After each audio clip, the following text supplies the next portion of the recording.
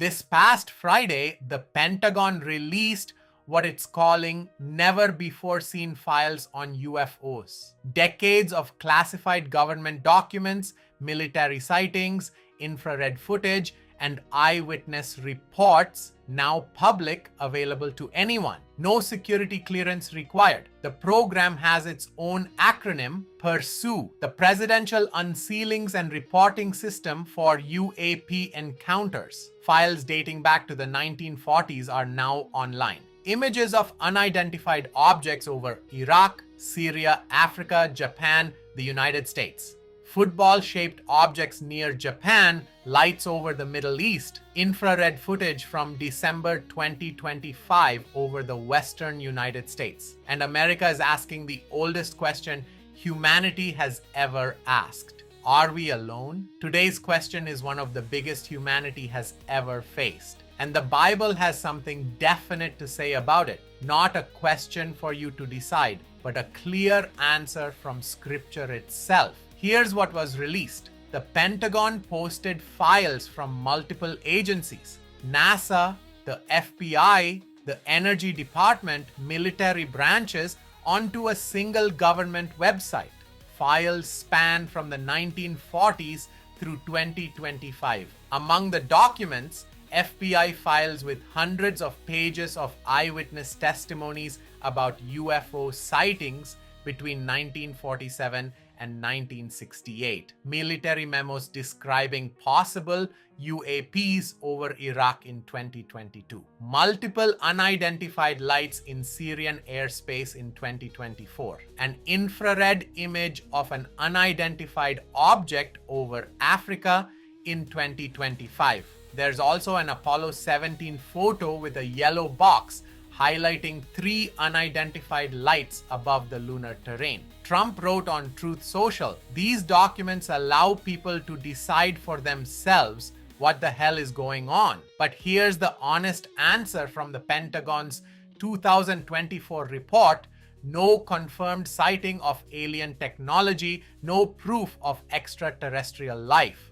The former Pentagon UAP office head cautioned, without analysis or context, this will fuel speculation and conspiracy. So we don't have proof of alien life, but we have genuine unknowns. And genuine unknowns deserve serious attention. Here's why this matters. A government is publicly acknowledging it doesn't know what these objects are. That's significant. It forces the question most of us quietly carry. What if we're not alone? For Christians, this question doesn't contradict faith, it deepens it. If other intelligent life exists in this universe, what does that mean for everything we believe about creation, about God, about humanity? Both sides of this debate often miss the point. Skeptics dismiss it as conspiracy. Some Christians dismiss it as incompatible with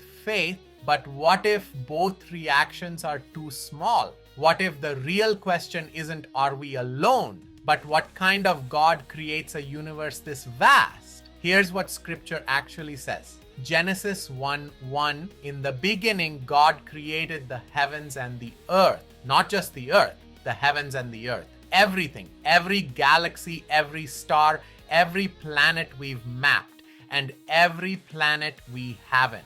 God created it all. Paul writes in Colossians 1:16, "For in him all things were created, things in heaven and on earth, visible and invisible. All things have been created through him and for him, all things." Everywhere, everything that exists was created by God, is sustained by God, and is accountable to God. Which means this: if extraterrestrial life exists anywhere in the universe, it was created by God. It is sustained by God. It is not outside God's sovereignty. It is not a threat to God's plan. God knows about it completely. Psalm 8 captures this perfectly. David looks at the night sky and asks, "When I consider your heavens, the work of your fingers, the moon and the stars, what is mankind that you are mindful of them?" David felt small under the stars. Thousands of years before we knew how impossibly vast the universe is. His response wasn't fear, it was clarity. God is absolutely aware of everything He created, and God is absolutely aware of me within that vastness. Here's the biblical answer to, are we alone? It doesn't matter. God is sovereign over everything. If aliens exist, God made them. If they don't, God made the universe anyway. God knows. God created. God sustains. That is the constant. A God big enough to create this universe is not threatened by what's in it. A God big enough to know all things has already accounted for every possible existence, and a God relational enough to care about you personally does not get caught off guard by anything. That is definite. That is biblical. That is the answer. So here's the question. Is your God big enough for this universe?